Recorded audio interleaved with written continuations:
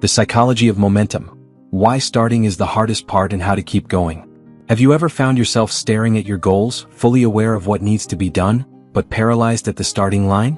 You know you should begin that workout routine, apply for that job, or even just clean the room, but something invisible keeps you from taking that first step. The culprit? It's not laziness or lack of discipline. It's momentum, or more accurately, the lack of it. Understanding the psychology of momentum reveals powerful truths about human behavior.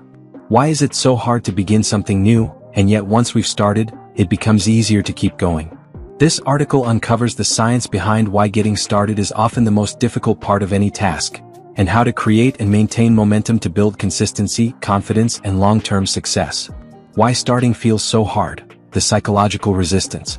Starting something new, whether it's a workout, a project, or a habit, often feels like an emotional mountain.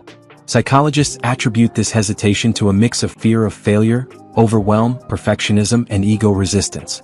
The brain naturally prefers comfort and familiarity, so stepping into unknown territory triggers stress responses. Even small beginnings can feel daunting because the brain magnifies the perceived effort required. This is tied to a psychological phenomenon called activation energy, the initial push needed to overcome inertia. Once you're moving, everything feels easier. But until you start, the brain will find creative ways to delay, distract, and discourage. The Zeigarnik effect. Unfinished tasks linger in the brain. One powerful psychological tool you can use to your advantage is the Zeigarnik effect, named after psychologist Bluma Zeigarnik. This theory suggests that unfinished tasks occupy more mental energy than completed ones. What does that mean for you? It means the very act of starting, even without finishing, creates a mental tension that motivates you to keep going. By simply initiating a task, you trick your brain into staying engaged until it's resolved. So instead of waiting for perfect timing or full motivation, just begin. Small wins trigger big shifts. Here's the secret sauce of momentum: small wins. Neuroscience shows that even tiny victories release dopamine, the feel-good neurotransmitter that increases motivation, focus, and reward-seeking behavior. In essence, small wins create a positive feedback loop. You act, feel good, then act again. Think of how good it feels to check something off a list. That's not just emotional satisfaction, it's biological momentum. The key is to engineer early wins no matter how minor they seem. Instead of planning to write 2,000 words, commit to writing one sentence. Instead of a full workout, start with one push-up. Instead of cleaning the entire house, just make your bed. Momentum builds, not from giant leaps, but from repeated small actions. The brain loves progress, not perfection. One reason people hesitate to start is because they want to get everything perfect. But perfection is the enemy of progress. In psychological terms, this is called self-handicapping, avoiding effort to protect ego in case of failure. What your brain truly craves is not perfection, but visible progress. Studies show that visual evidence of advancement, such as a progress bar or checklist, increases motivation more than praise or rewards. When you focus on consistency over perfection, you train your brain to appreciate the journey rather than fear the outcome. Rituals and routines build automatic momentum. Athletes, artists, and high performers often use pre-performance rituals to reduce resistance and activate momentum. These rituals, like putting on workout clothes or opening a blank notebook, signal the brain that it's time to begin. By building routine triggers into your day, you lower the mental barrier to entry. Over time, this forms habit loops where your actions become automatic and require far less motivation or willpower. For example, morning journaling after brushing your teeth, meditating right after your coffee, working on your side project every day at 6 p.m. The trick is consistency.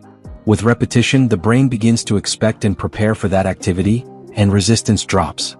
The momentum myth: motivation comes after action. Here's a truth most people never realize: you don't need motivation to start, action creates motivation. Waiting until you feel ready is a trap. Psychologists call this the motivation-action loop. Once you act, you feel progress, which builds motivation, which fuels more action. This is why momentum is so powerful. Once you start, even with a tiny action, you feel different.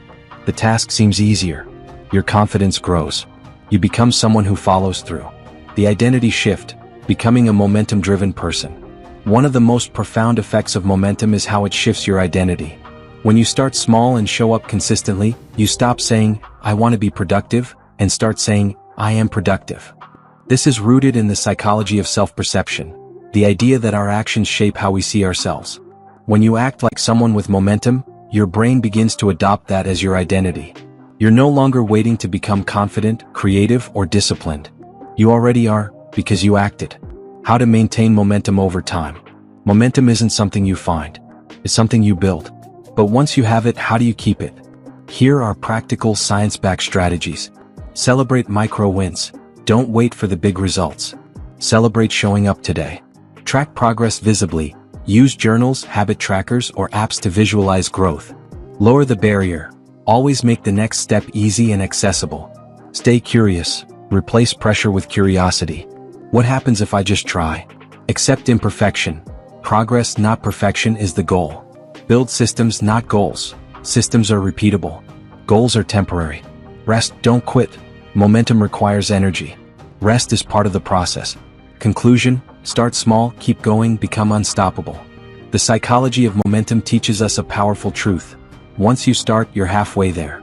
The hardest part is getting past your own resistance, fear, and perfectionism. But once you do, small steps compound. They build confidence, identity, and long-term success. So stop waiting to feel ready. Start anywhere. Start messy. Just start. And let momentum do the rest.